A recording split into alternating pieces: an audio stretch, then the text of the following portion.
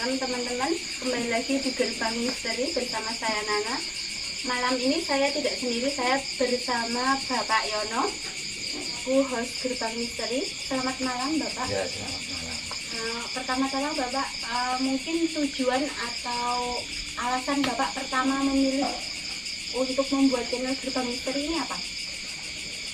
Ya, saya yang pertama sebelumnya assalamualaikum juga. Saya selaku host Gerbang Misteri. Yang pertama saya memilih channel Gerbang Misteri dengan menampilkan tempat-tempat bersejarah dengan tujuan mengenalkan sejarah kepada khalayak ramai, yang hal itu mempunyai sesuatu kandungan makna yang sangat tinggi dari tempat-tempat bersejarah itu, agar kita tidak lupa, tidak selalu mengingat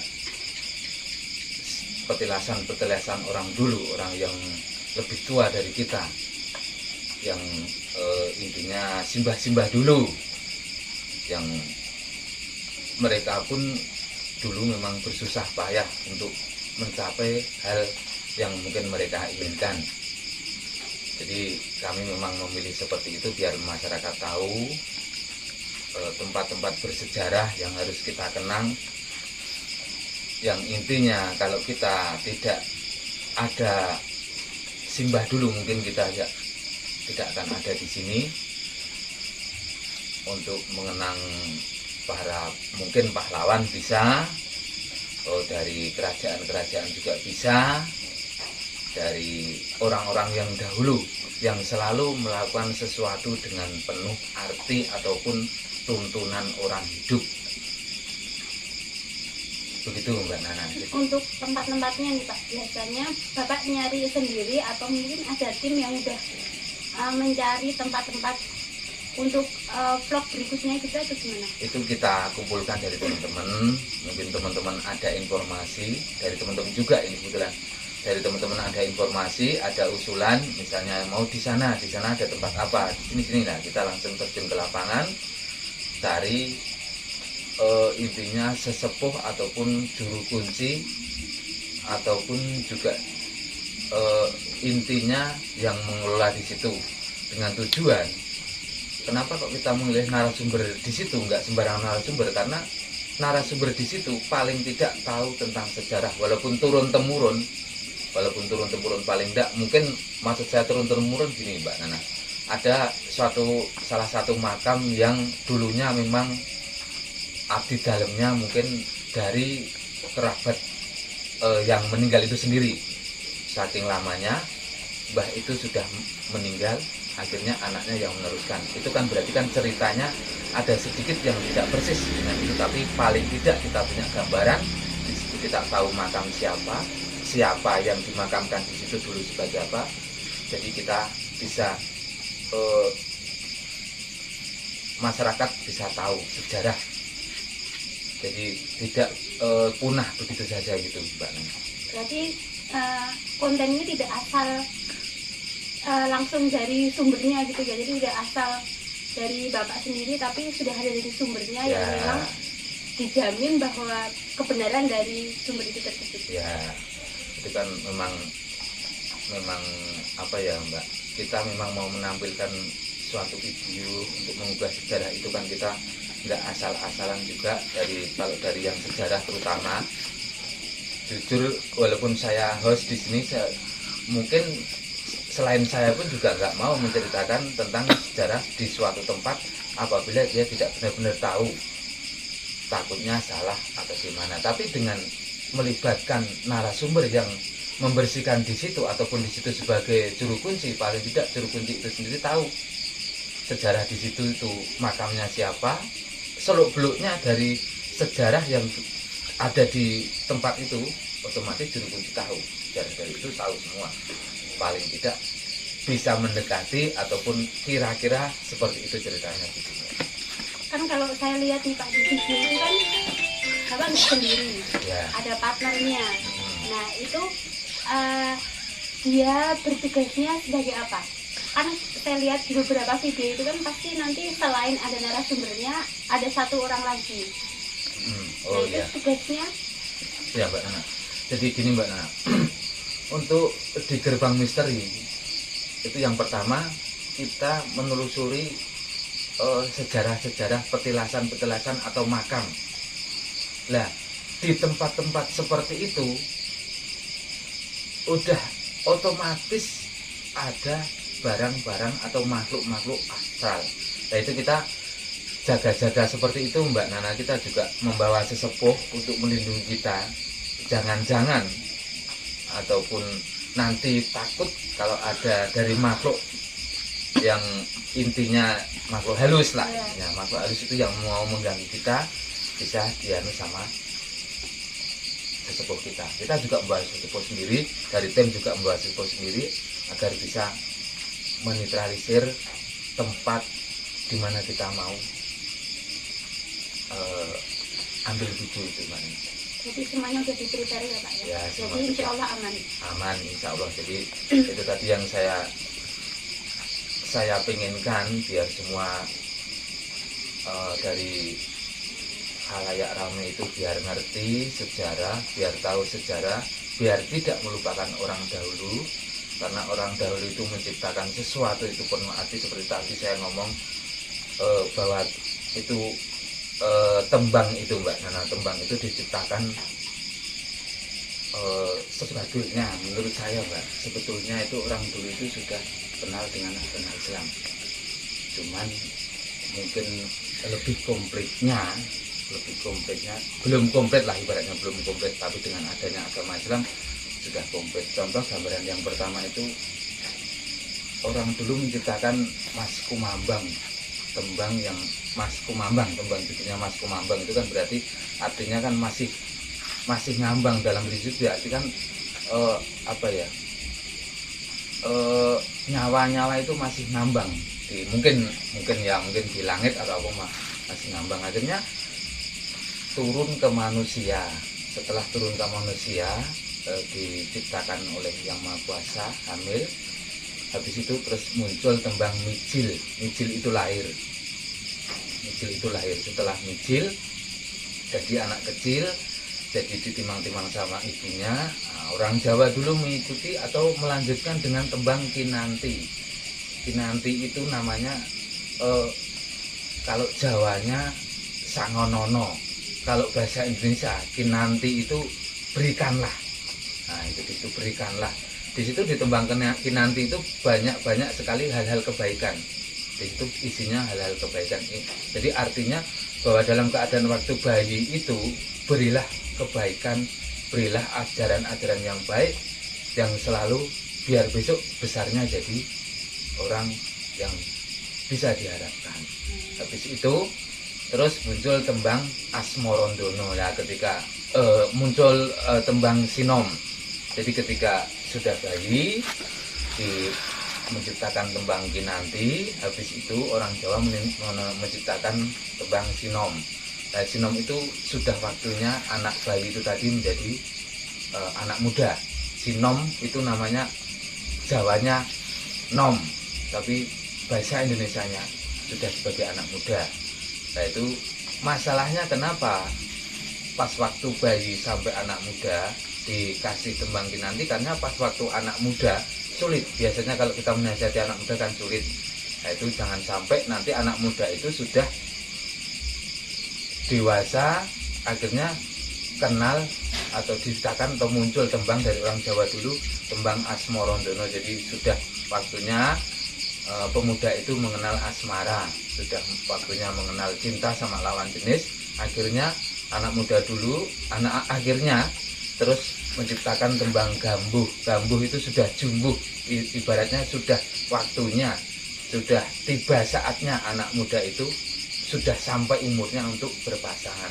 Ketika jumbuh itu, setelah jumbuh ada satu lagi tembang Mbak, satu lagi tembang setelah jumbuh itu saya kurang hafal. Yang jelas setelah jumbuh itu ada satu tembang yang di situ maknanya setelah jumbuh itu berkeluarga, dia akan merasakan pahit getirnya orang berkeluarga. Setelah itu mendekati usia tua muncul tembang itu yang saya lupa, yang isinya sampaikanlah atau berikanlah hal-hal yang baik, atau kamu mempunyai kemampuan apa tentang yang baik-baik, berikanlah pada tetangga, tularkanlah pada sanak saudara, tetangga dan khalayak ramai atau di sekitarmu. Nah, kalau sudah sampai itu otomatis orang sudah mempunyai ibaratnya amal lah, dalam agama amal gitu. Jadi kebaikan gitu. Jadi setelah menanamkan seperti itu, jangan sampai sebelum menanamkan seperti itu kita sudah sampai ke tembang megatruh. Megat itu aslinya putus, Cerai. nah cerai. Megat itu berarti putus. Berarti kalau saya artikan, kalau megatruh sama diartikan sama manusia, berarti lepasnya nyawa di raga, artinya sudah meninggal. Nah kalau sudah meninggal itu manusia nggak bisa apa-apa, ya itu tadi akhirnya muncul tembang pucung. Biasanya kalau seperti itu, bapak pucung cangkemmu maduk mandur, ya gitu, intinya orang itu sudah meninggal, sudah tidak bisa apa-apa lagi. Nah mungkin dari itu mungkin banyak sekali filsafat Jawa yang intinya kalau memang diterapkan dari kehidupan kita banyak sekali yang cocok. Nah itulah kenapa saya menekankan pada tempat-tempat bersejarah. Mungkin kedepannya juga kita akan mengundang ataupun mendatangkan dari sesepuh yang bisa bercerita tentang kejawen mungkin lebih dalam lagi gitu Mbak Nana, agar semua didikan itu tidak dari agama aja, jadi dari kejawen. Karena menurut saya agama jalan tok tidak bagus, tapi dengan diseling dengan apapun, makanya di agama ditekankan akidah, akhlak. Akidah itu menurut saya, akidah itu sesuatu yang perintah yang dari Tuhan, akhlak itu yang mengikuti kita, jadi selalu bergandengan gitu. Jadi orang yang hidup agama tok sudah nggak bagus, tapi yang akhlak bagus, jadi memang harus beriringan seperti itu. Begitu Mbak Nana. Untuk pengalaman Pak Yono sewaktu membuat channel ini di tempat yang bersejarah itu, mungkin ada pengalaman-pengalaman yang sekiranya berkesan di hati Bapak sama tim atau enggak gitu? Ya kita memang mengutamakan kebersamaan gitu Mbak Nana. Memang kita sepakat kuat untuk mengetahui hal-hal tentang sejarah. Jadi kita harus dari segi berat pekerjaan itu enggak, karena kita sudah dari tim sudah ngeplot ini yang cari narasumber, ini yang cari tempat, ini yang cari narasumber, semuanya sudah diatur. Jadi mungkin kalau capek ya, karena mungkin ada satu yang mungkin agak jauh perjalanan itu ya, tapi dengan niat kami semua memang pertama ingin tahu juga, kami juga ingin mengenal sejarah juga. Jadi rasa kuat ingin tahu, ingin melihat suasana di sana, di tempat yang akan kita tuju atau kita rencanakan untuk dijadikan konten atau syuting pas waktu itu kuat. Jadinya kita tetap terus bersemangat. Mudah-mudahan kita bisa mengangkat kembali sejarah-sejarah yang harusnya sudah punah, akhirnya terangkat kembali, bisa dinikmati oleh khalayak ramai. Tidak hanya dinikmati, kalau tujuan dari Gerbang Misteri, dari tim Gerbang Misteri tidak hanya dinikmati, tapi memang mereka tahu betul, oh ini ada ini, oh di daerah ini ada ini, oh ini ada ini gitu. Memang mereka biar tahu betul gitu Pak. Jadi kita menyajikan tempat-tempat bersejarah itu walaupun tidak pas seperti apa yang sejarah dulu, tapi paling enggak kita menyajikan tidak jauh sama cerita sebetulnya gitu, karena narasumber memang valid dari tempat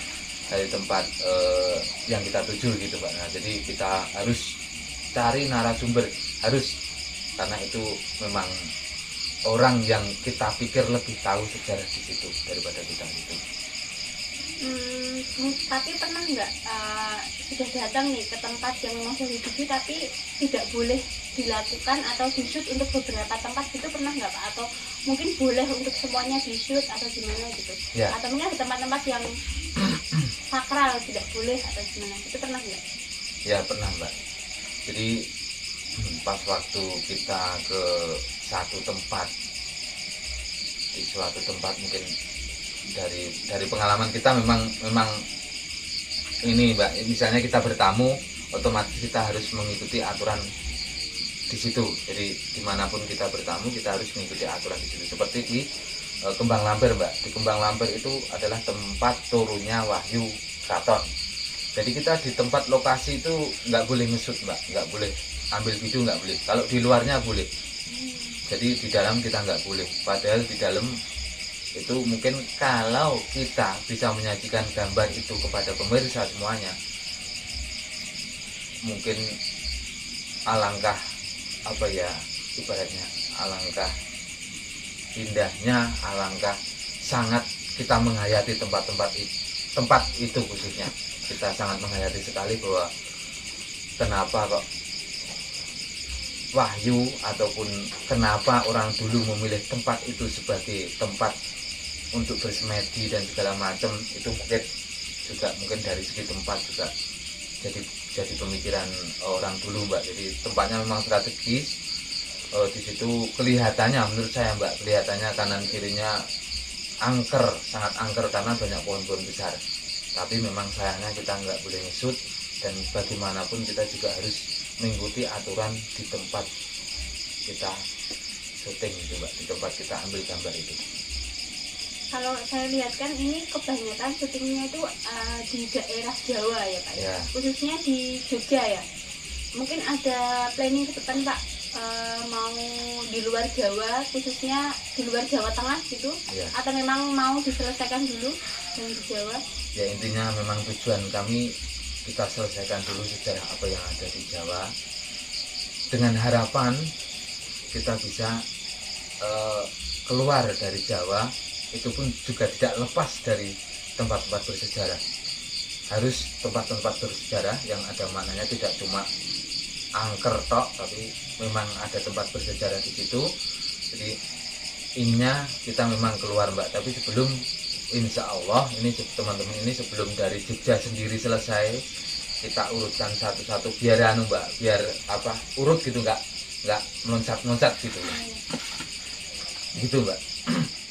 Kalau suka dukanya nih Pak, membuat konten ini kan, ini pasti kan semuanya itu kan ada resikonya. Ya. Suka dukanya gimana? Kalau suka dukanya itu, sukanya pas waktu perjalanan Mbak, teman-teman nggak capek karena mempunyai niatan pengen tahu tempat itu sebagai apa, itu dari rasa itu teman-teman sangat senang. Darinya mungkin perjalanan jauh pun mungkin tetap ditempuh sama teman-teman, karena satu tujuan tadi, pengen mengetahui sejarah yang ada di sekitar kita dulu yang pertama. Terus untuk dukanya, pernah Mbak kejadian pas waktu di tempat mau syuting itu lampunya mati semua, baterainya habis, nggak tahu ngedrop atau kemana, nggak tahu, baterainya habis. Akhirnya kita mengurungkan niat kembali ke kampung, kembali pulang ke rumah masing-masing. Kita persiapkan lain hari ya, kita ngambilnya gambar di lain hari Mbak, karena memang nggak tahu ya, mungkin atau kebetulan, tapi dari pihak perlengkapan sudah dipersiapkan, katanya sudah dipersiapkan di muka, sehingga kenapa pas waktu sampai tempat itu, pas waktu kita mau mulai itu lampu habis, baterainya habis, padahal mau berangkatnya penuh full, sampai di situ habis. Baru 1-2 kali di hidupan sudah mati gitu Mbak. Jadi kita mengurungkannya itu, terus lupa bawa air minum, tapi ya memang itu karena rasa dari teman-teman ingin tahu itu, akhirnya saya kira kok dukanya tertutup dengan rasa ingin tahu itu Mbak. Jadinya tetap kita suka gitu, tetap suka. harapannya nih Pak untuk channel Gerbang Misteri ke depannya ini gimana? Ya, untuk harapan saya ke depannya mudah-mudahan dari teman-teman tetap satu tujuan, intinya pengen tahu sejarah, menampilkan sesuatu yang memang bukan rekayasa tapi memang ada narasumber yang tahu sejarah itu. Kita cari narasumber yang tahu di situ.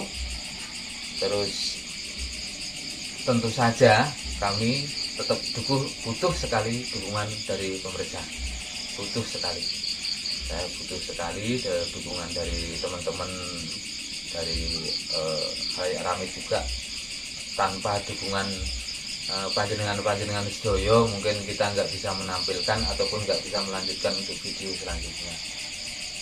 Untuk harapan ke depan dari mudah-mudahan ada channel Gerbang Misteri ini maju, akhirnya menjadi berkembang menjadi besar. Harapannya juga seperti itu. Kita juga menyajikan hal-hal tempat bersejarah yang komplit, akhirnya saling mendukung. Kedepannya mudah-mudahan channel Gerbang Misteri menjadi maju. Terima kasih untuk Pak Yono untuk waktunya. Semoga Gerbang Misteri semakin maju. Teman-teman yang di rumah juga mengambil kesan yang baik untuk dari Gerbang Misteri tersebut dan membawa pesan-pesan yang positif juga buat teman-teman yang nonton di rumah. Terima kasih buat teman-teman. Jangan lupa like, komen, dan subscribe untuk Gerbang Misteri. Wassalamualaikum warahmatullahi wabarakatuh.